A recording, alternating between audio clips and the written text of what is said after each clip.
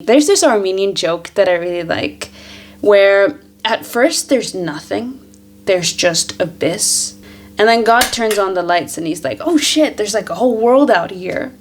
I don't know if it translates well, I just always found it funny. And that's what we're talking about today. We're talking about creation.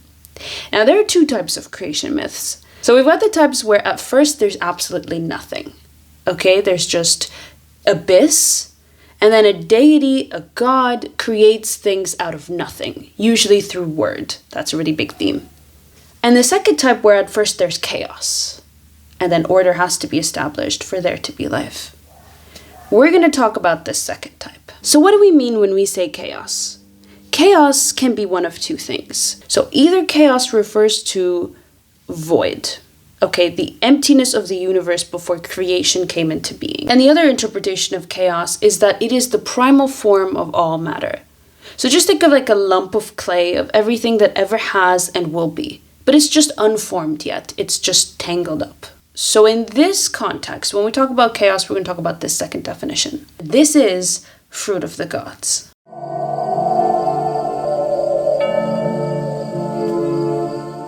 So, in today's series, we're going to be focusing on a specific motif in creation myths, and that is called Chaoskampf. This comes from the German word struggle against chaos.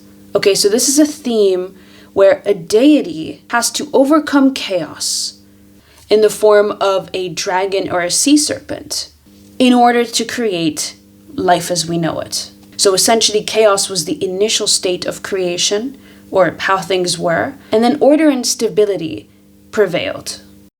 So we're looking at 5 myths that feature this theme of Chaoskampf, and we're going to dissect the elements, and then we're going to see how do we apply this to our life. So our first myth comes from Babylonia. So in the beginning we had primordial waters. Namely, we had salt water and seawater. The salt water was called Tiamat, this was like a living being, and the sweet water is called Abzu. They mix together and they create the first batch of gods, the first generation. And then those gods create another one. So we have 3 generations of gods. So this is kind of a funny story, actually. So basically what happens is the new generation of gods are being too loud. And Abzu is like, I can't get any sleep. These kids, these whippersnappers are just too loud. I want to kill them. That's literally how we start. And Tiamat is obviously pissed, like, these are my kids. So she warns the eldest of her children, Enki. And she's like, listen, your dad's getting cranky. He's in a mood, so maybe keep it down. So what they do is they kill the dad while he sleeps. And this kind of starts a war between the old gods, which is basically just Tiamat now, and the rest of the new generation. So they have this long battle. They're scared of her, so they send her grandchild Marduk. Now he's the god of the skies, and he was given winds to play with. So they battle, he wins, and then he splits her down the middle into 2 parts. And he uses these different parts to create the skies, the lands, and these different geological aspects. And so he creates life. So he becomes the creation god. This is a famous story from Enuma Elish, and we're going to talk about how these themes keep showing up. So some elements you want to look out for: sky god or thunder god, water monster, battle, repurposing of dead bodies. So this was our first myth. Second myth comes to us from Judaism. Now, this one isn't one specific story like the other one. It's not a contained arc. It's kind of different passages and pieces that kind of give us a perspective.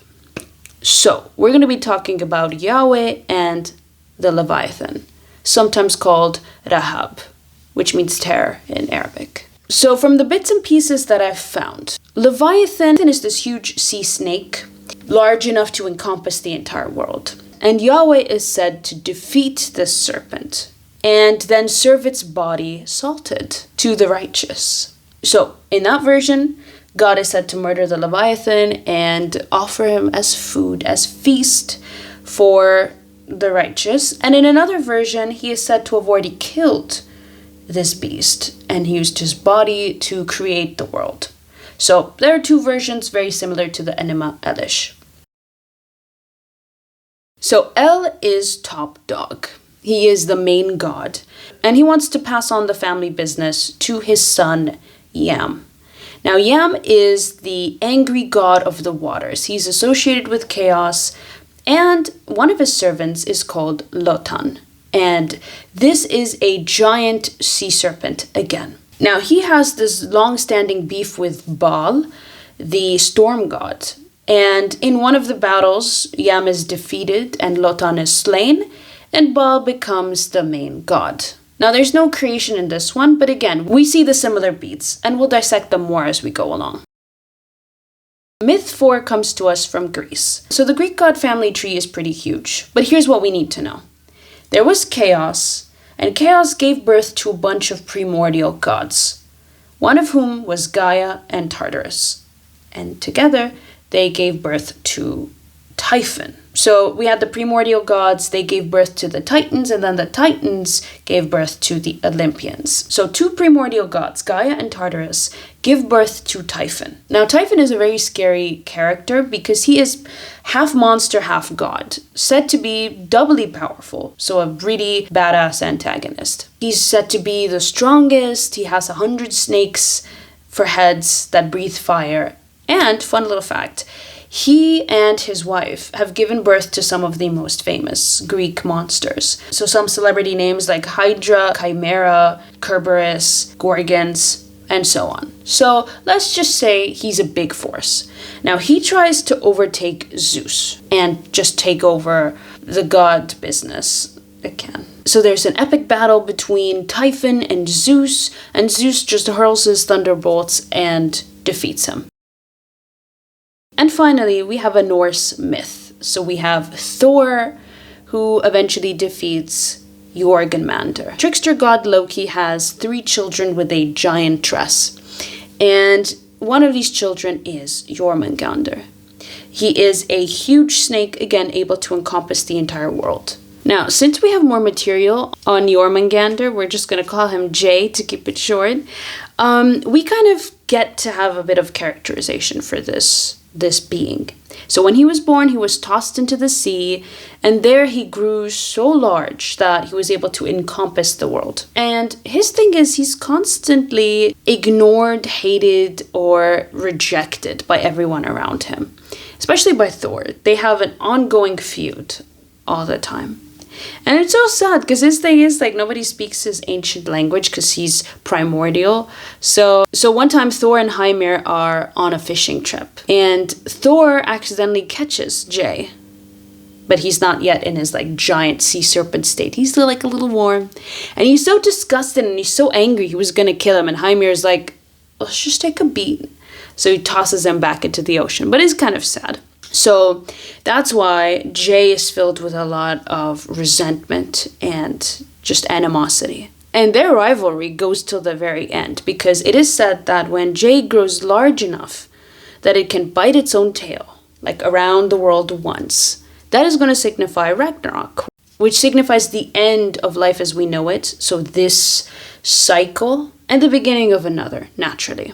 So they are said to combat each other and both get to die in that story. Thor will get to kill Jay, but he will also die because of Jay's poison. So they both kind of die simultaneously, Jay first. So it's interesting that this one's not necessarily a creation myth, but it can count because it's the end of one cycle and the beginning of the other. So it is a creation of something else.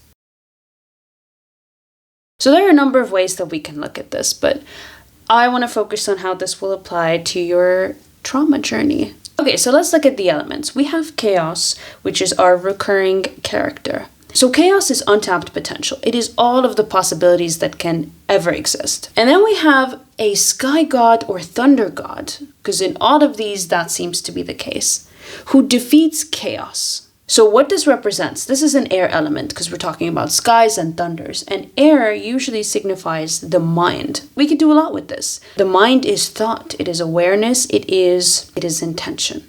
So through our focused awareness and attention, we can take chaos, okay, take this untapped potential and mold it into whatever it is that we want, whatever outcome that we desire. And it's no coincidence that in alchemy, the first stage of the magnum opus is the universal egg. So again, it is this raw, unformed material that can be anything you want it to be. So it's very fitting that the snake is often the symbol for this chaos, because a snake or a serpent represents duality. So a snake can either give you venom or medicine, depending on how you use it. So that is a very purposeful touch right there of, okay, this potential can be used in any way possible. So the basic interpretation is that with our focused attention, we can reorganize this chaos into something that we want, especially when it comes to personal development and goals. But I also want to add that bit of layer because, we need to talk about trauma for a second.